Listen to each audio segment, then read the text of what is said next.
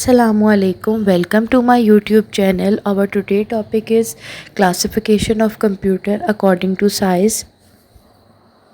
According to size, we classify computer in four categories: mainframe computer, mini computer, microcomputer, and supercomputer. In classification of computer, supercomputer are the most powerful, fastest, and largest computers.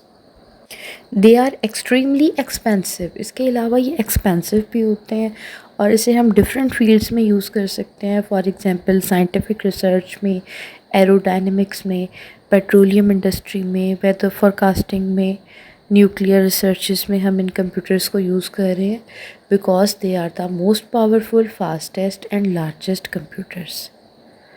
After supercomputer, mainframe computer is the second largest and fastest computer in the world. Mainframe computer is the second powerful computer where you can multiple users can use at a time, and in multiple processors can use in these computer. In computers में एक वक्त में multiple users work कर सकते हैं. They can process a huge amount of calculation data at a very high speed. ज़्यादा amount का data, ज़्यादा अमाउंट की प्रोसेसिंग को हाई स्पीड पे ये प्रोसेस करते हैं. Mainframe computer are also very expensive and required a lot of technical expertise to install and operate.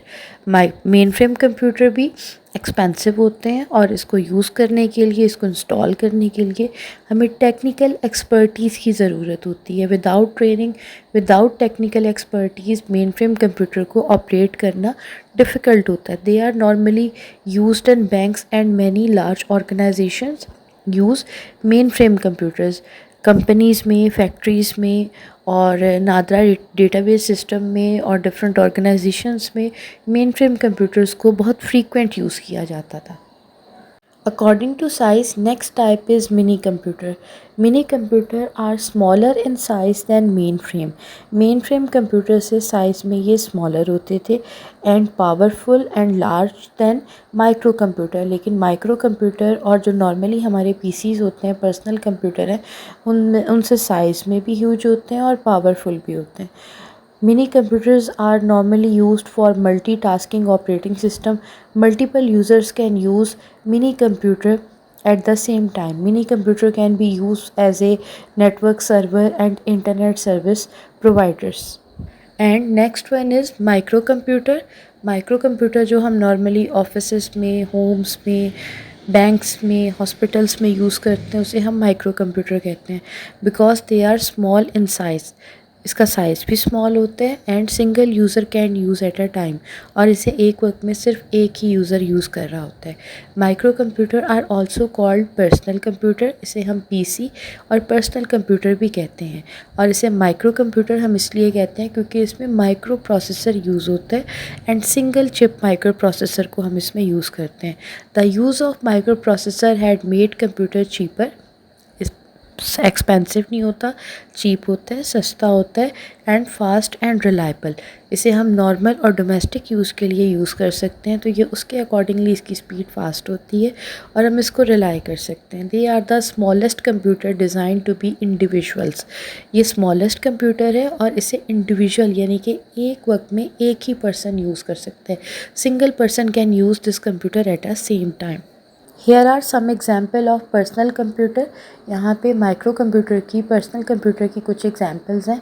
PC can be used for performing variety of tasks such as documentation, calculation. We also used in banking sector. We also used in account for inventory control. We also use for drawing, illustration कहते हैं drawing को. Drawing के लिए भी हम use कर सकते हैं, डिज़ाइनिंग के लिए भी यूज़ कर सकते हैं.